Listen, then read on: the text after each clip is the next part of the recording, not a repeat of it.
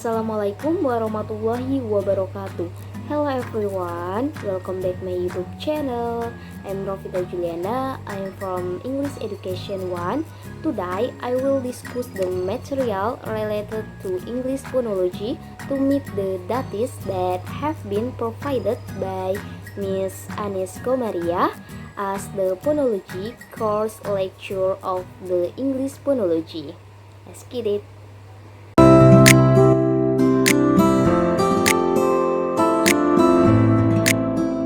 Oke guys, sebelum masuk ke inti pembahasannya, setelah ini aku bakal menjelaskan ke kalian definisi tentang fonologi. Jadi simak baik-baik ya. By definition, phonology is the science of a system in a language.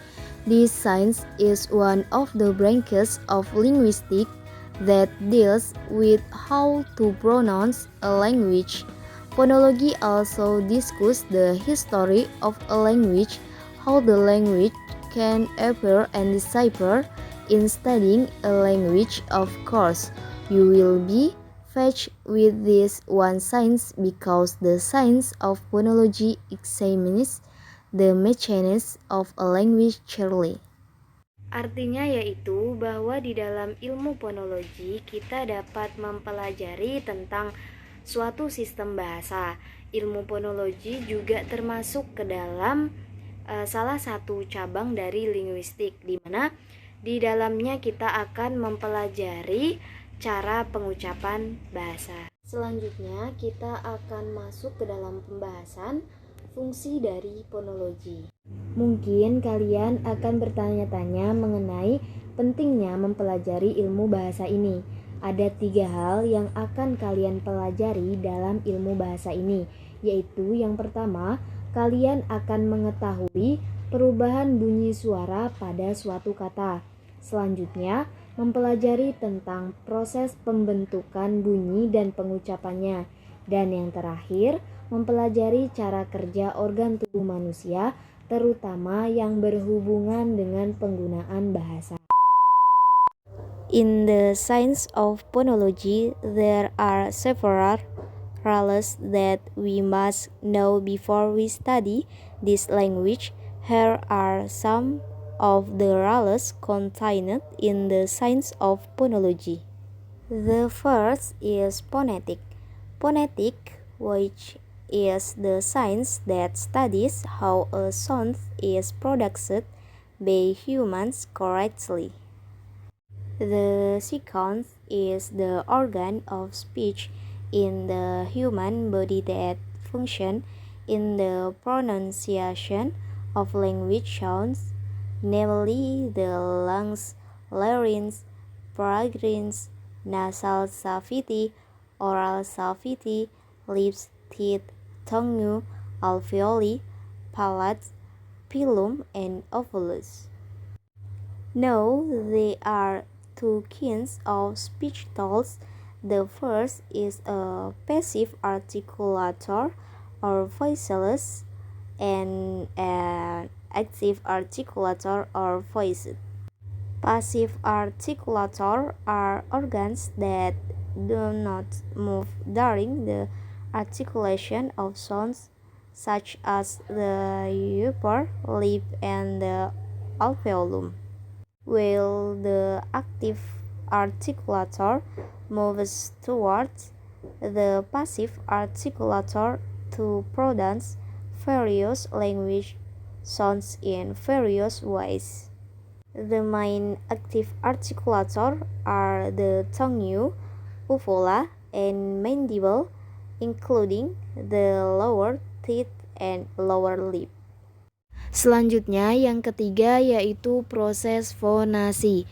Fonasi atau proses bersuara merupakan suatu proses di mana pita suara berada di tenggorokan dan menghasilkan sebuah bunyi. Nah, ada 2 macam suara yang dihasilkan oleh fonasi, yaitu vokal dan konsonan.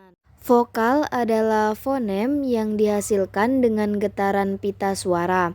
Huruf vokal merupakan huruf yang dapat menghasilkan bunyi sendiri tanpa bantuan oleh huruf-huruf yang lainnya.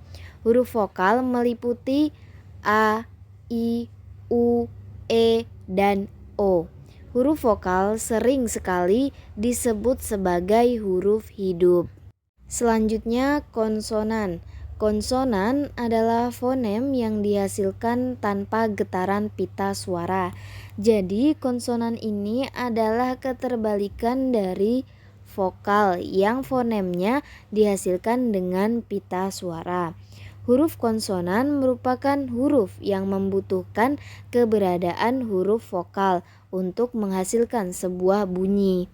Yang termasuk huruf konsonan adalah sebagai berikut: B, C, D, F, G, H, J, K, L, M, N, P, Q, R, S, T, V, W, X, Y, dan Z. Huruf konsonan sering pula disebut sebagai huruf mati. Di sini juga terdapat klasifikasi vokal, di mana klasifikasi vokal ini adalah sebuah metode untuk menyusun data secara sistematis atau menurut beberapa aturan atau juga kaidah yang telah ditetapkan dalam mengelompokkan vokal atau suara. Selanjutnya ada klasifikasi bahasa. Klasifikasi bahasa ini tidak jauh pengertiannya dari klasifikasi vokal, hanya saja berbeda pada tempat ditetapkannya. Jika klasifikasi vokal ditetapkan dalam vokal atau suara, klasifikasi bahasa ini ditetapkan dalam kelompok bahasa. Jadi perbedaannya hanya tempat dikelompokkannya saja. Yang terakhir ada silabel. Silabel atau suku kata merupakan satu fonem atau lebih yang ditandai oleh satu puncak kenyaringan fonem yang terletak pada vokal. Maka dapat kita simpulkan dari materi-materi yang telah saya jelaskan sebelumnya, fonologi merupakan bagian terpenting dari suara atau bunyi di dalam pengucapan suatu bahasa. Makanya kita perlu mempelajari hal ini. Selain itu, fonologi juga merupakan studi sistem organisasi yang setara dalam bahasa isyarat. Setelah mempelajari ilmu bahasa ini, kita akan mengetahui bagaimana tata bunyi atau kaidah bunyi dihasilkan. Selain itu, kamu akan lebih bisa mengucapkan kata-kata dalam bahasa Inggris secara lebih fasih seperti native speaker. Selanjutnya ini adalah pemaparan secara singkat agar kita dapat lebih memahami ilmu fonologi itu sendiri. Dan di sini terdapat perbedaan antara ilmu fonetik dan ilmu fonologi, yang dimana keduanya berasal dari cabang yang sama, yaitu dari linguistik.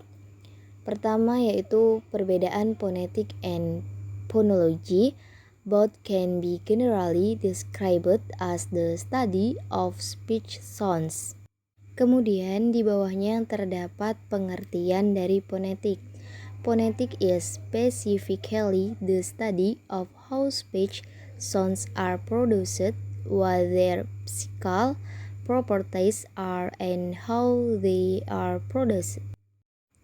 Phonology, the description of the system and patterns of speech sounds based on a theory of what every speaker of a language unconsciously know about the sound patterns of that language. Berikut ini adalah contoh gambar dari struktur organ saat pengucapan bahasa pada fonologi. Yang pertama yaitu hard palate, yang artinya adalah langit-langit keras. Langit-langit keras ini berada pada pelat tulang horizontal tipis yang terdiri dari dua tulang kerangka wajah yang terletak di langit-langit mulut. The hard palate is a thin horizontal plate of bone consisting of the two bones of the facial skeleton, which are located on the roof of the mouth. Selanjutnya adalah velum yang biasa disebut sebagai langit-langit lunak.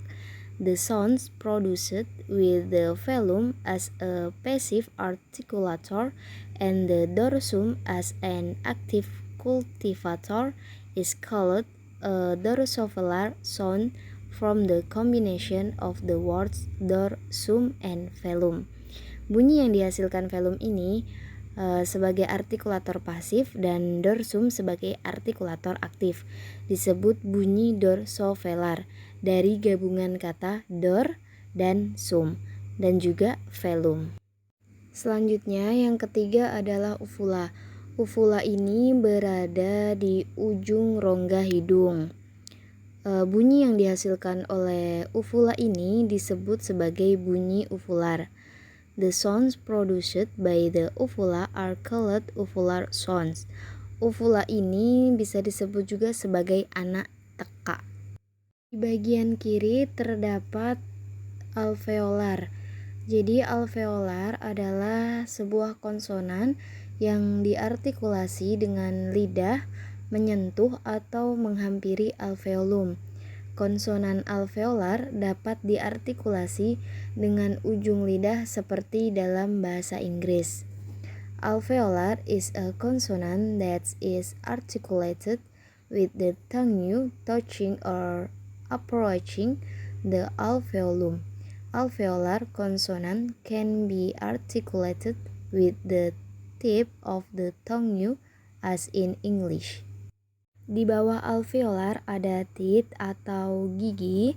Dalam produksi bunyi-bunyi bahasa, gigi atas berperan sebagai artikulator pasif. Yang menjadi artikulator aktifnya adalah aspek atau bibir bawah. Bunyi yang dihasilkan oleh gigi atas dan aspek disebut bunyi apicodental.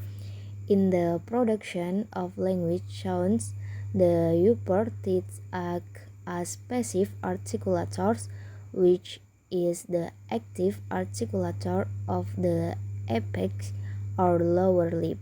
The sounds produced by the upper and apex teeth is called apicodental sounds.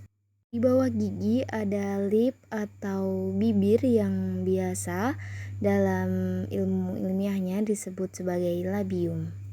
Di bawah bibir ada blade atau diartikan ke bahasa Indonesia adalah pedang, di mana artinya ini adalah sebuah lidah. Kemudian kembali ke bagian kanan ada epiglottis atau katup nafas. The epiglottis is a small, movable lid just above the larynx that prevents food and drink from entering your windpipe.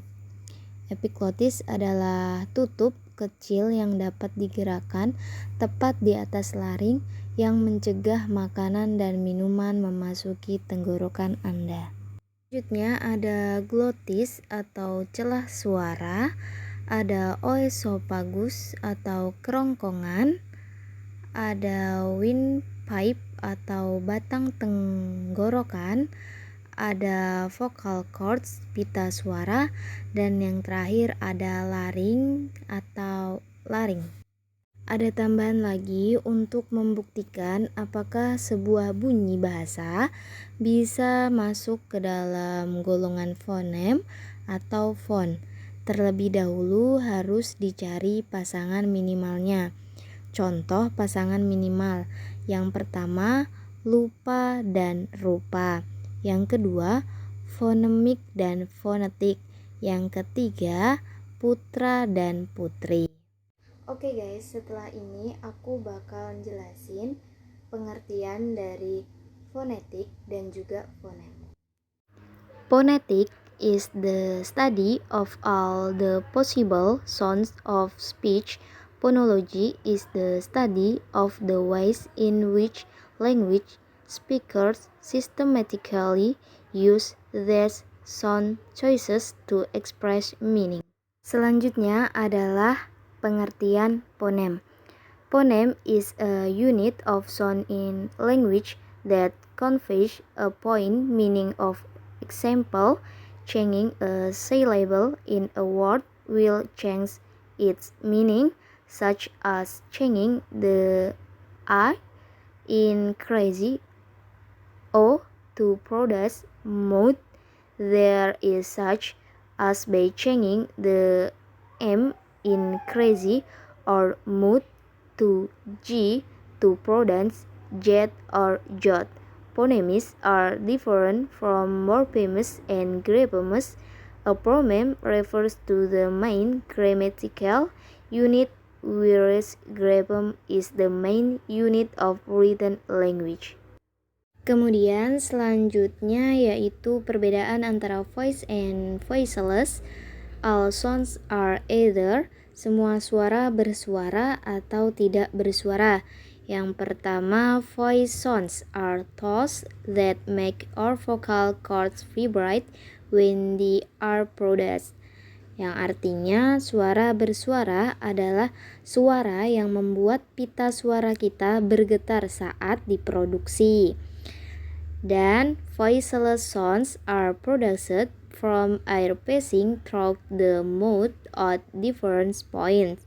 Suara tanpa suara dihasilkan dari udara yang melewati mulut pada titik yang berbeda.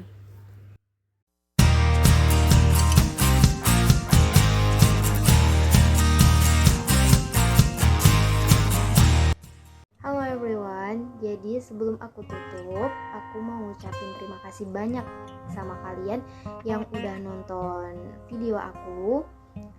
Semoga materi yang aku sampaikan dapat bermanfaat untuk diriku, kalian, untuk banyak orang.